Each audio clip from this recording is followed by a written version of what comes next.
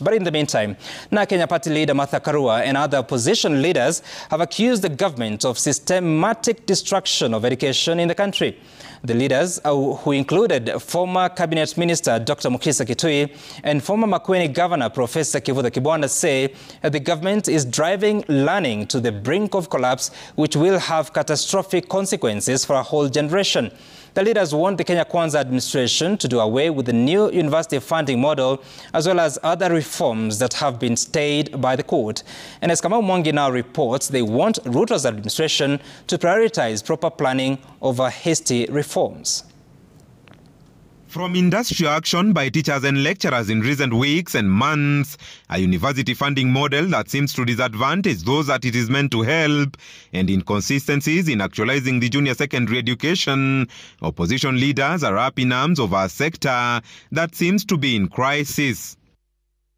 The never-ending issues in the sector that receives the largest chunk of the country's budget, perhaps what has led to Kenya Party leader Martha Karua and fellow opposition leaders to call out the Ruto administration, accusing the president of knowingly crippling the sector.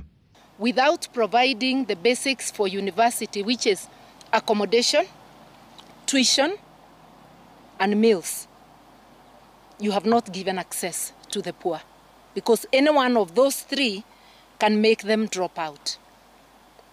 Without providing the capitation for secondary, most students will be out. What results is the country harvesting from the 2 years of their government?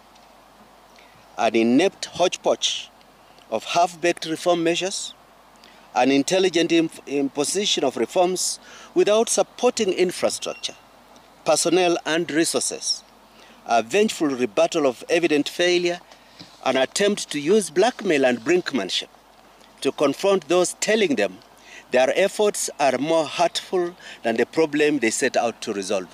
The opposition leaders say the Kenya Kwanza administration has enough resources to solve what ails the education sector, accusing the president of deliberately choosing to cause confusion. There will be very serious and enduring consequences soon. There must be a convergence. The grievances by the students, by the academic and non-teaching staff, by the management, by parents.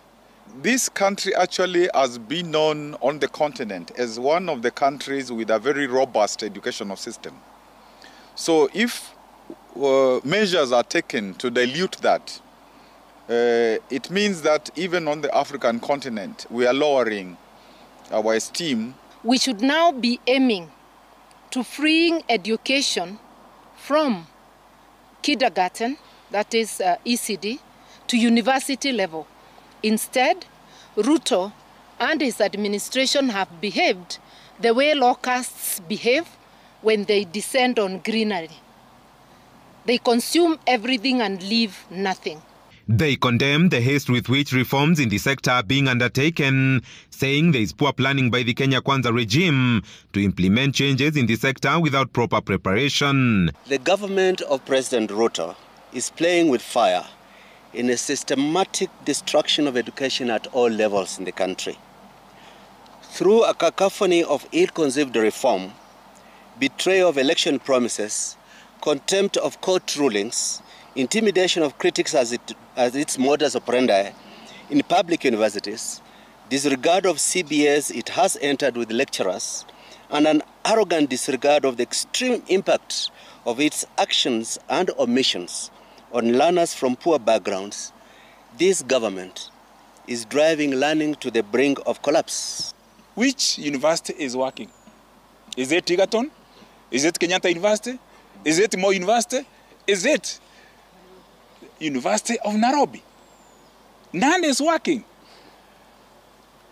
Despite Ruto going to fish for chancellors from Europe. Karua, Citizen TV.